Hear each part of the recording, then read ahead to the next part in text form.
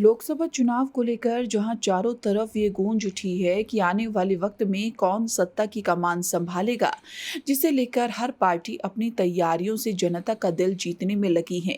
लेकिन इस बीच सबसे ज्यादा चर्चा एक उस खबर की चल रही है कि आखिर भारत में सबसे अमीर महिला ने चुनाव से पहले कांग्रेस का साथ क्यों छोड़ दिया। आखिर सावित्री जिंदल ने क्यों ऐसा फैसला किया कि उन्होंने कांग्रेस पार्टी के साथ अब काम नहीं करना चाहा, जबकि वो खुद 10 साल बतौर विधायक रह चुकी हैं।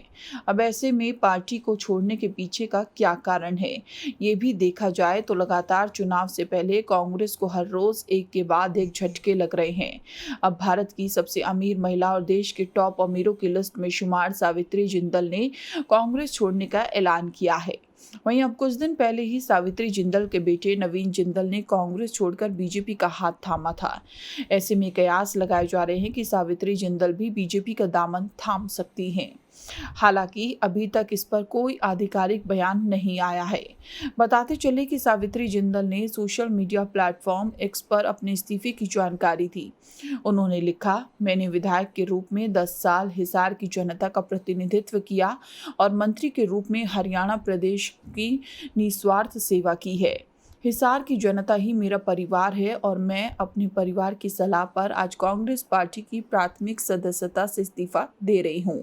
कांग्रेस नेतृत्व के समर्थन के लिए व सभी साथियों का जिन्होंने हमेशा मुझे अपना सहयोग और मान सम्मान दिया, उनके सदैव आभारी रहूंगी। हालांकि अगर सावित्री जिंदल के राजनीतिक करियर की बात करें तो एक लंबा और बेहतरीन समय उन्होंने राजनीति को दिया, लेकिन अब कांग्रेस छोड़ने के पीछे के कई मायने लगाए जा रहे हैं।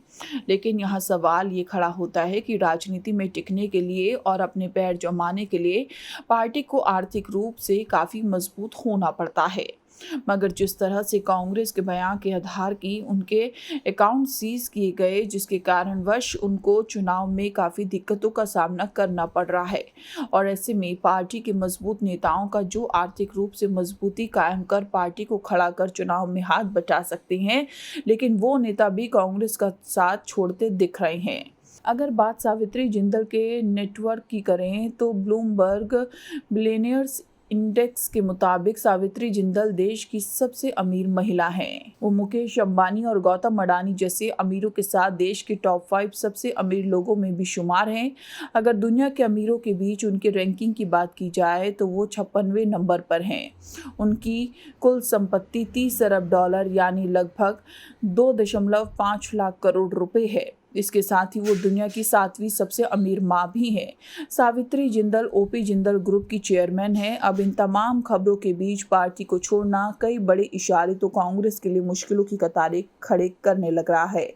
क्या कुछ है आपकी राय, हमें कमेंट सेक्शन में जरूर बताएं। Bureau report, news been.